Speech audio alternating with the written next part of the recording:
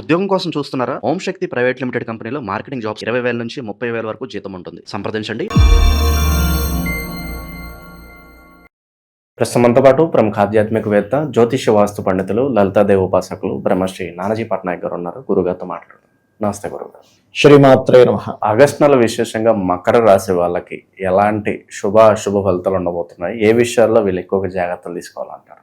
August మాసంలో వీళ్ళకుండే గ్రహస్థితి కనుక చూసుకుంటే, ఇప్పుడు 3లో ఉండే శని వక్రించాడు కూడా మళ్ళీ 2 వైపు ప్రయాణం ఉంది కాబట్టి కొంచెం ఏలినాటి శని ప్రభావం ధనస్థానం మీద కొంచెం ప్రభావం ఉంటుంది మకరం వారికి. ఇక 2లో రాహువు, 6వ భావంలోకి వెళ్తున్నటువంటి కుజుడు, సప్తమంలో 3 గ్రహాలు ఉన్నాయి. అంటే రవి గురువులు ఉంటూ బుధుడు కూడా వస్తాడు 5వ తేదీ నుంచి.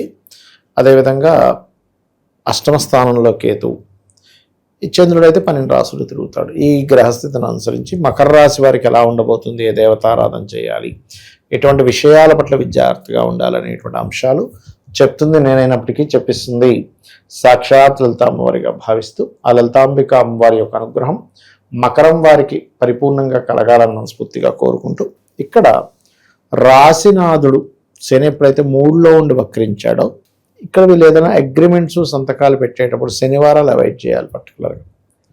అయితే ఈ 2వ స్థానంలోకి 2వ అధిపతి రావడం, 3లో వస్తున్నందుకు కొన్ని ఆన్లైన్లో చేసేటువంటి వర్క్స్ వల్ల కొంత ఫైనాన్స్ రావడం, కాకపోతే ఒక్కసారిగా ఇవ్వకుండా కొంచెం స్లోగా ఇస్తానడం, దీనివల్ల కొంత స్ట్రెస్ అవ్వడం అనేటువంటిది ఉంటుంది. చెప్పాలంటే హోమ్ లోన్స్ లభిస్తాయి. ఏదైనా ఒక భూమి కానీ స్థలం కానీ పెట్టుకొని మనం డబ్బులు ఇస్తుంటాం అప్పు, ఇటువంటి విషయాల్లో మాత్రం చాలా జాగ్రత్తగా ఉండాలి. చెప్పాలంటే వీరు తండ్రి గారి ఆరోగ్య విషయంలో, లేదా తండ్రి గారి కొంతమందికి పిల్లలకి, అంటే కొంతమందికి ఎలా ఉంటుందని తండ్రికి 2 వివాహాలు జరగడం ఇట్లా జరుగుతుంటాయి కొన్ని. అటువంటి విషయాల్లో తండ్రి గారి విషయంలో కొద్దిగా జాగ్రత్తగా ఉండాలి ఈ రాశి వారు పర్టికులర్గా. వీరికి ఇప్పుడు పర్టికులర్గా ఆగస్టు 5 నుంచి 15వ తేదీ వరకు వివాహం విషయంలో, వివాహ నిర్ణయాల విషయంలో, జీవిత భాగస్వామిని ఎంపిక చేసుకునే విషయంలో చాలా బాగుంది చెప్పాలంటే. కాకపోతే ఏంటంటే మరి ఇక్కడ మౌఢ్యం ఉంది కదా, వివాహం ఎలా చేసుకుంటామంటే నిర్ణయం నీకు బాగుందని చెప్తున్నా అందుకే. అండ్ అదేవిధంగా కాస్త తాతగారి ఆస్తి విషయంలో గతంలో ఏవైనా గవర్నమెంట్లోకి ఇరుక్కుపోయాయి. ఒక్కోసారి ఎలా ఉంటుందంటే, మనం ఒక జాతకం చూసినప్పుడు వాళ్ళ ల్యాండ్ ఉంది, అసలు వాళ్ళదే అని తెలుసాలి, కానీ ఆ ముందుకు వచ్చేసి గవర్నమెంట్ వాళ్ళు లేదు ఇక్కడ వరకు గవర్నమెంట్ ఉందంటే దాని మీద చాలా రోజులు ఫైట్ చేసిన తర్వాత అప్పుడు మళ్ళీ వాళ్ళకి వచ్చింది వాళ్ళ ల్యాండ్. వాళ్ళకి అన్ని ప్రూఫ్ చూపించాక గవర్నమెంట్, చాలామంది అనుకుంటారు గవర్నమెంట్ కబ్జా చేసుకుని రాదనుకుంటారు. అలా ఏమి ఉండదు. మీ దగ్గర పర్ఫెక్ట్ ప్రూఫ్స్ ఉంటే మీరు దాని కోర్టుకు వెళ్తే అది వస్తుంది, మళ్ళీ మీ భూమి మీకు. గవర్నమెంట్ నుంచి అలా లాక్కుంటాం అనుకుంటారు కానీ వస్తుంది. అలా మన జాతకం మనం ఒకరికి అలాగే వచ్చింది. కాబట్టి అలా ఏదైనా తాతగారి ఆస్తి సంబంధించినవి రావడము, ఉద్యోగంలో ఆల్ ఆఫ్ సడన్గా మార్పులు ఎక్కువగా చూపిస్తున్నాయి. వ్యాపారస్తులకు మాత్రం బాగానే ఉంటుంది చెప్పాలంటే. కొత్త వ్యాపారాలు ప్రారంభిస్తారు, కొత్త వ్యాపారాలు ఏదైనా చేద్దామనే ఆలోచనలో ఉంటారు. తద్వారా కొంచెం వ్యాపారంలో స్ట్రెస్ ఉన్నప్పటికీ సక్సెస్ రేట్ కూడా ఉంటుంది. ఇక వీళ్ళు ఎక్కువగా ఏంటంటే లక్ష్మీదేవి యొక్క ఆరాధన చేయడం, లలితా సహస్రనామాలు చేయడం మంచిది. అరువు నష్టం ఏదైనా సూచిస్తుందంటారా? లేనిపోని వ్యవహారాల్లోకి వీళ్ళు వెళ్ళి వేరే వాళ్ళ కోసం వీళ్ళు మాటిస్తారు మధ్యలో ఉండి, నేను చేస్తానులే, నేను చేసుకుంటాను. అలాంటి తప్పిదాలు మాత్రం చేయకూడదు. ఎందుకంటే 3లో ఉండే శని వక్రించాడు కదా, అనవసరంగా ఆ బడ్డను వీళ్ళకి పడుతుంది. అదొక్కటే చూసుకోవాలి కొద్దిగా. ప్రాపర్టీస్ కొనుక్కోవడానికి అనుకూలంగానే ఉంటుందంటారా? లోన్స్ అయితే వస్తాయి ప్రాపర్టీస్కి. కాకపోతే నన్ను అడిగితే ఇప్పుడు కొనకపోవడమే కరెక్ట్ అని చెప్తా. ఎందుకంటే 4వ అధిపతి 6లో ఉన్నాడు కుజుడు. 6th హౌస్లో ఉన్నప్పుడు ఏమొద్దండి, దానివల్ల అనవసరంగా అప్పులు చేయడం, వీళ్ళ దగ్గర ఎంతో డబ్బులు వస్తాయి, ఇంకా వాటి మూలంగా కొంచెం అప్పులు చేయడం, ఇట్లాంటివన్నీ ఉంటాయి. అది ఇంకా విద్యా వ్యవస్థ పరిస్థితి అండి గురుగారు. ఈ రాశికి చెందిన వాళ్ళు ఎడ్యుకేషన్ పరంగా, లేదంటే ఫారెన్ వెళ్ళాలనుకున్న వాళ్ళకి ఎలా ఉంటుందంటారు? ఫారెన్ వెళ్ళాలనుకునే వారికి అయితే వెళ్ళొచ్చండి, వెళ్ళకూడదని ఏం లేదు, ఖచ్చితంగా వెళ్ళే యోగం అయితే ఉంది. అండ్ అట్లాగే ఈ మైనింగ్, రియల్ ఎస్టేట్ సంబంధించిన రంగాల్లో ఉండేటువంటి వారు కూడా ఏదైనా కొత్త బిజినెస్, ఆ రంగం అనే కాదు, ఎవరైనా వ్యాపారం ప్రారంభించాలనుకునేటువంటి వారికి ఇప్పుడు వ్యాపార యోగాలు కూడా యాక్టివ్గా ఉన్నాయి, కానీ కాస్త శ్రమతో కూడి ఉన్నాయి కాబట్టి కొంచెం చూసుకొని చేయాలి. పరిహారాల విషయానికి వస్తే ఏం చెప్తారు గురుగారు వీళ్ళకి? పరిహారాల విషయం వస్తే లలిత చదువుకోండి, లక్ష్మీదేవి యొక్క అష్టోత్తరం చేసుకోండి, ఖచ్చితంగా బాగుంటుంది. గురుగారు, ఆగస్టు 13 నుంచి మనకి శ్రావణ మాసం ఉంది. మరి ద్వాదశ రాశులందరికీ కూడా విశేషంగా అన్ని విధాలా కలిసి రావాలంటే ఎలాంటి పరిహారాలు చేసుకోవచ్చు అంటారు ఈ మాసంలో? శ్రావణ మాసంలో వెంకటేశ్వర స్వామి యొక్క ఆరాధన చేసుకోవడం చాలా మంచిది.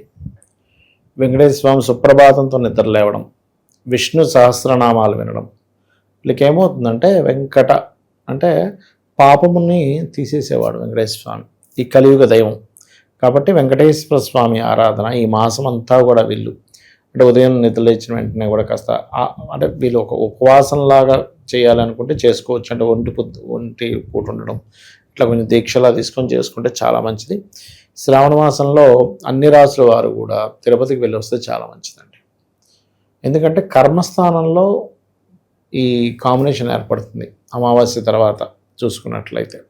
సో ఎప్పుడైతే శ్రవణ నక్షత్ర సంబంధంగా ఉండేదాన్ని పౌర్ణమి వచ్చేదాన్ని శ్రవణ మాసం ఎలా అంటారో, ఈ కర్మకారక రాశిలో శ్రవణ నక్షత్రం ఉంటుంది.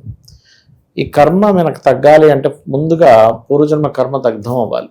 పూర్వజన్మ దగ్ధం అయ్యేటువంటి వాటిలో కొన్ని విధానాలు ఈ కలియుగంలో వెంకటేశ్వర స్వామిని ఆరాధించడము, లలిత చదువుకోవడము, సూర్య నమస్కారాలు చేసుకోవడం, అంటే సూర్య ఆరాధన చేయడము, లేకపోతే ఏదైనా క్షేత్రానికి వెళ్ళి అక్కడ ఏదైనా సేవ చేయడం చేస్తూ ఉండాలి. ఇవే ముఖ్యంగా చెప్పాలంటే. అయితే ఇది కేవలం చాలామంది ఏమనుకుంటారంటే శ్రవణ నక్షత్రం వాళ్ళకి మాత్రమే పనిచేస్తుంది అనుకుంటారు. అలా ఏం లేదు, అందరికీ కూడా ఈ యొక్క ఫలితం అనేటువంటిది వస్తుంది, అందులో ఎటువంటి సందేహం లేదు. ఇంకా వీలైతే కనుక శివాలయం ఏదైనా ఉన్నట్లయితే శివుడికి పాలతో అభిషేకం చేసి వెంకటేశ్వర స్వామి ఆరాధన చేసినట్లయితే కూడా చాలా బాగుంటుంది. మనకి గోశాలకు వెళ్ళి గోవులకి బెల్లము పదార్థాన్ని తినిపించడము చాలా మంచి ఫలితాలు ఇస్తుంది శ్రావణ మాసంలో. అండ్ అదేవిధంగా మనకి సర్వసాధారణంగా ఏంటంటే తులసి మరియు పుష్పాలతో వెంకటేశ్వర స్వామిని అర్చిస్తే చాలా మంచిది ఈ మాసంలో. చాలామంది ఏం చేస్తుంటారంటే ఈ శ్రావణ మాసంలో వెంకటేశ్వర స్వామి యొక్క ఆరాధనతో పాటు ఈ 30 రోజులు కూడా తులసి మొక్క దగ్గర దీపారాధన చేస్తారు. దీనివల్ల కలిగే ఫలితాలు ఏంటంటే రోగ భయము నశిస్తుంది. శ్రావణ మాసంలో ఇంకా చెప్పాలంటే నదిలో దీపాలు వదలడం మంచిది. మరియు అదేవిధంగా బియ్యపు పిండి ఉంటుంది, బియ్యపు పిండితో ఒత్తులు అంటే బియ్యపు పిండితో మన కుందుల్లా తయారు చేసి వాటిలో దీపాలు పెడతారు శ్రావణ మాసంలో ప్రత్యేకంగా. అవి కూడా చాలా మంచి ఫలితాలు ఇస్తుంది. అందులో కొంతమంది నెయ్యిని వేసి నెయ్యితో దీపం పెట్టడం చేసినప్పుడు ఏమవుతుందంటే శ్రావణ మాసంలో చేసే ఈ కార్యక్రమం వల్ల ఉద్యోగ సంబంధించిన విషయంలో కొత్త ఉద్యోగ అవకాశాలు వస్తాయి నెయ్యితో దీపం పెట్టడం వల్ల అని చెప్పి అంటూ ఉంటారు.